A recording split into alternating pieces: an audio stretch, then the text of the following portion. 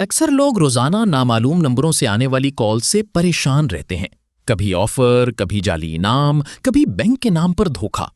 और मसला यह है कि लोग बगैर सोचे समझे कॉल उठा लेते हैं और फिर वक्त भी जाया होता है और जहनी परेशानी भी बढ़ती है। असल मसला स्पैम और जाली कॉल्स।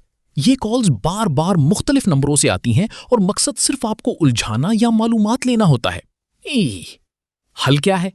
पहले फोन की सेटिंग्स में जाएं, दूसरा कॉल सेटिंग्स या फोन सेटिंग्स खोलें, तीसरा स्पैम प्रोटेक्शन या ब्लॉक अननोन नंबर्स को ऑन करें, चौथा मशकूक नंबरों को फौरन ब्लॉक करें, पांचवा किसी भी नामालूम कॉल पर जाती मालूमात बिल्कुल ना दें।